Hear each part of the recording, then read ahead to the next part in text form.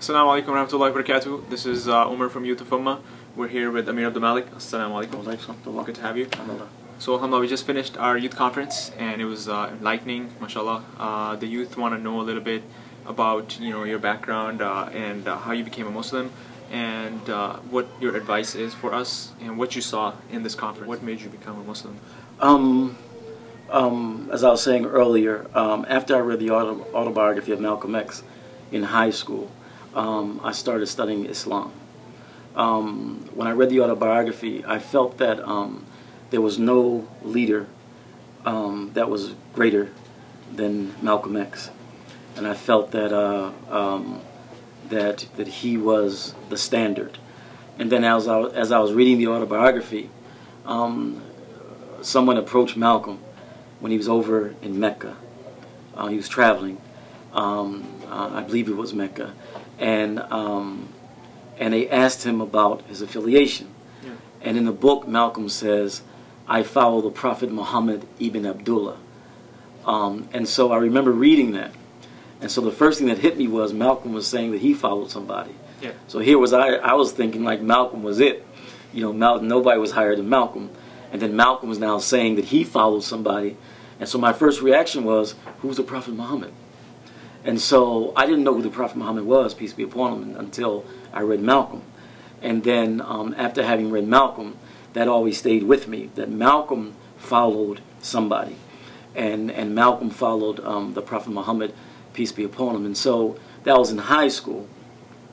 And so I finally took Shahada when I got to the university, when I was in San Francisco, at San Francisco State University. And I had gone back to my hometown, Philadelphia, and a friend let me hold the Quran. And so once I picked up the Quran and started reading it, I was really taken aback by the term "Dhalik al-Kitab," the statement, "This is the book." And then in reading the Quran, I was noticing how much emphasis was putting on moral character and moral character development, which is what I was looking for. And so I read, and it was hitting me with so much impact that I remember closing the book and seeing who wrote it, and so looking for an author. And so when I opened up to the front page, it said the Quran translated by, and I knew that wasn't enough. I didn't want to know who translated it. I want to know who wrote it. And so I remember that I couldn't find the author, and so so I just kept reading. I figured I would find the author later, and so I just kept reading. And so it was just very impactful. And so by the time I left that there, because I was just there visiting for 2 weeks, by the time I left there was my intention to become a Muslim. So what did you experience in this youth conference, and what kind of advice do you have for us? It was really a beautiful conference, and it was obvious that it was much more than basketball that was taking place, because the basketball, you could tell, you all were using as a vehicle. But the two things that came out of it to me was the emphasis that you guys were putting on moral character development, and the emphasis that you all were putting on brotherhood. And those are the two things that really stuck out for me. The character, and you guys were you weren't just using like who had the most points and who had the most talent, but you were looking at character on the court, and you were looking at character off the court. And that's how we have to do it. You guys were giving an alternative, because it's not just about statistics. There's other things that go along with that. So what you guys were saying to me was that when we do our thing, when the Muslims do our thing, there's a different way that we do it. Yeah. Right. It's not just stats, you know what I'm saying, but it's character. And then it really felt like those brothers knew each other all their lives. I was mentioning that earlier to one of the other brothers, that the camaraderie and the brotherhood and the love that was in their place was just, you could really tell that Allah really blessed it with success, because those type of things came out. You know what I'm saying? The type of things came out that you all wanted to come out, came out. And it felt really good. It just felt really good. So the atmosphere, the atmosphere was like festive, and the atmosphere was like, it was nice. And it was also nice to see parents came. You know what I'm saying? Parents came and participated. And see, that's really good too, because in the West, there's like this gulf between the young people and the older people. And they shouldn't be that way. You know what I'm saying? They should be together. And that the environment last night was an environment in which everyone was together. And everyone was having a good time, and so on and so forth. So it was beautiful. It was really an honor to be a part of. You mentioned about the shaytan and how that he is our true enemy. Now we still have that enemy always around us. So what could be something that we need to look out for now that we have this momentum going? What could he possibly try to do to negate this effort? One, make us forget about Allah. You know, the most powerful weapon, the only weapon that we need against shaitan is dhikrullah, is the remembrance of Allah. He can't handle it. And so we have to make sure that the shaitan does not cause us to forget about Allah. Two, we also have to make sure that the shaitan does not come in and cause any disunity. Any type of disunity. You know what I'm saying? Cannot be tolerated. And if there's any place where you see disunity starting to creep in, jump right on it. You know what I'm saying?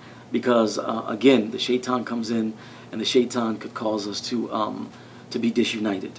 And one of the reasons why the brothers, those young brothers, are so united is because they're looking at the mentors. They're looking how united the mentors are. You know what I'm saying? And so when they see how united the mentors are, you know what I'm saying, that trickles down.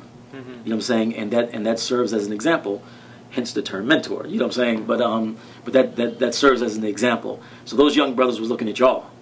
Those young brothers were looking at y'all. And so then the other thing too is that we need Muslim youth today who are proud to be Muslim. That's what we need. And it's the Muslim youth today who are proud to be Muslim that's going to help bring the other Muslim youth who are struggling their way back to Islam.